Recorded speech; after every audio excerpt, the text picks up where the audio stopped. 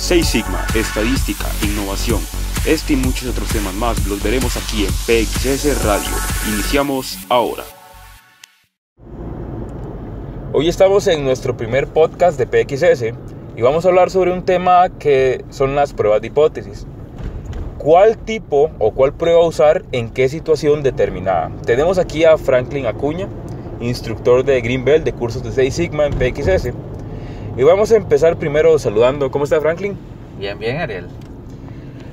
La duda se genera porque a veces, dentro de la lista de pruebas de hipótesis que tenemos, muchas veces desconocemos cuál usar en cuál situación determinada. Entonces vamos a hacer una recapitulación de lo que son algunas pruebas y usted nos va a explicar en qué momento, en qué circunstancia debemos aplicarlas. Primero iniciemos con la prueba T.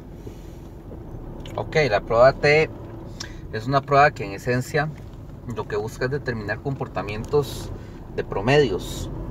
Sin embargo, lo bueno de la prueba T, que no tiene, por ejemplo, la prueba Z, que es la que se basa en la distribución normal, es que puede trabajar en función de escenarios de información limitados.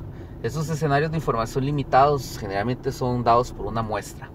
Entonces vos generalmente cuando tenés una muestra tenés que preguntarte si esa muestra será lo suficientemente buena como para calcular ese promedio que querés investigar.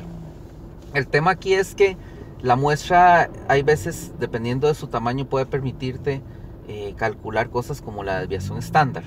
Cuando la muestra es muy grande es de esperar que la desviación estándar se aproxime mucho a la desviación estándar de la población. Sin embargo, la prueba T tiene la gran ventaja que inclusive no conociendo vos la desviación estándar de la población, podés siempre calcular algún tipo de conjetura o suposición sobre un promedio. Entonces, ¿cuándo uso la prueba T? Generalmente cuando la muestra es pequeña. ¿Cuándo la muestra es pequeña? Si el proceso está en control estadístico, o sea que solo aprecias variación del tipo aleatorio, podés aplicar una muestra que pequeña es generalmente menor a 30 observaciones.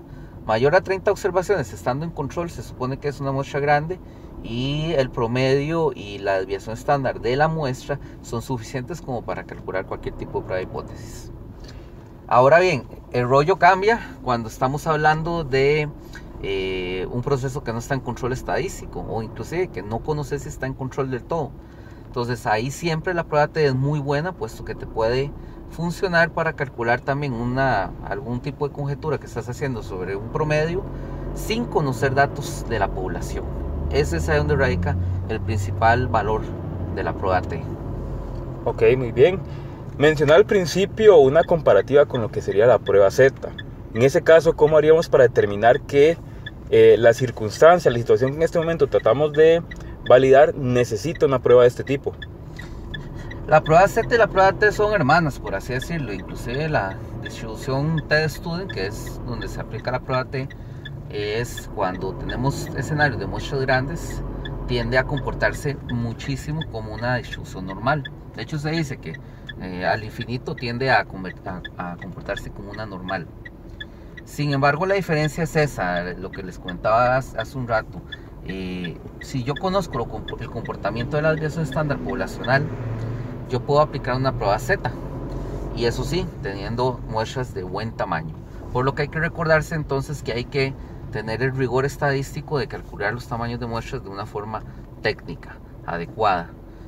Tengan en cuenta una cosa muy importante: ambas son estrictamente dependientes de que los datos sean normales. Entonces, antes de usted aplicarlas, tiene que aplicar algún tipo de test de bondad de ajuste que le permita determinar si los datos son normales o no normales. Prácticamente la diferencia sería que una es para datos o cuando uno tiene pocos datos, pero el proceso está dentro o fuera de control, y la otra para datos que son ya en cantidades más grandes. Sí, correcto. Trabaja en función de que los escenarios de información o son muy completos, caso de la normal, como en la Z, o son escenarios más reducidos, como generalmente pasa en la mayoría de los negocios, que uno no tiene mucha data y tiene siempre que tomar una decisión. Entonces aplica la T. Muy bien. Ahora hablemos sobre la prueba chi cuadrada. ¿Qué podrías contarnos sobre esta prueba? Ok, la chi cuadrada tiene cierta similitud con la t de Student, aunque uno no lo crea, porque ambas se conocen como distribuciones muestrales de probabilidad. Distribuciones muestrales significa que trabajan con muestras, con datos a partir de muestras. La distribución chi cuadrada es una distribución que principalmente sirve para modelar comportamientos de varianzas. Acuérdense que la desviación estándar al cuadrado es una varianza. Entonces, cuando uno quiere determinar comportamientos de variación de una población en específico, puede utilizar una distribución chi cuadrada y aplicar un test de hipótesis basado en la distribución chi cuadrada. Entonces, para eso es que sirve la chi en esencia. Es excelente, excelente. Ahora hablemos, para ir finalizando, sobre la prueba F. La prueba F es una especialización de la chi. Realmente, aunque usted no lo crea, la F son dos chi superpuestas con un tratamiento matemático en específico. Tiene muchas utilidades. De hecho, a mi parecer, la prueba F es tal vez hasta más importante que una distribución normal. Muchos de los tests que sirven para comparar medias de múltiples poblaciones se basan en el comportamiento del test del F de Fisher. Las ANOVAs o los análisis de varianza se basan en comprobar el comportamiento de un estadístico F práctico comparado contra un estadístico F teórico. Entonces es otra especialización. En términos prácticos, la F sirve también para comprobar en pruebas de hipótesis comportamientos comparativos entre dos poblaciones. Entonces vos tenés dos varianzas que son de dos poblaciones. Obviamente no sabes cuántos son esas varianzas. Entonces vos extraes dos muestras, una de cada una de las poblaciones, y al final vas a comparar. Podría ser muy útil, por ejemplo, cuando uno compare en un proyecto, si la variación de una vez que usted implementó es menor a la variación que usted había determinado en el diagnóstico. Por lo que es lo mismo, la variación del improve versus la variación del measure. Podría decirse que ahí está la clave. Sí, en función, ¿verdad?, de que muchas veces los proyectos no solamente se enfocan a determinar comportamientos de exactitud, que es pegarle una meta, sino también a determinar si uno logró disminuir la variación, porque acuérdense que la esencia de este negocio es disminuir la variación. Eso es muy importante, hablando sobre lo que es disminuir la variación para las personas que están estudiando Green Belt o Black Belt, realizando proyectos de mejora en donde llega un punto en el que tienen que aplicar estas pruebas. Entonces deben determinar realmente el objetivo y los datos que tienen para poder tomar una decisión.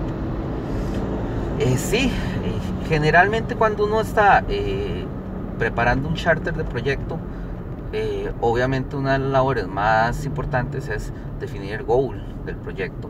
Esta meta de proyecto va a ir en función no solamente de interpretar cuánto es el valor objeto que tenemos que cumplir, sino también de determinar si hay consistencia en el resultado, y si ese resultado del hoy también necesita obligatoriamente ser trabajado a nivel de consistencia para garantizarnos que cuando implementemos logramos la meta, pero también somos consistentes manteniendo la meta. Muy bien, Franklin, le agradezco este tiempo aquí explicándonos sobre las pruebas de hipótesis y ayudándonos también a entender más este tema para poder tomar las mejores decisiones dentro de nuestros proyectos de mejora. Agradecemos el tiempo también a ustedes, los oyentes, que tomaron en escuchar este primer podcast de PXS, y los esperamos con más temas y más PXianos instructores que nos ayudarán en los temas de estadística. Nos vemos. Muchas gracias.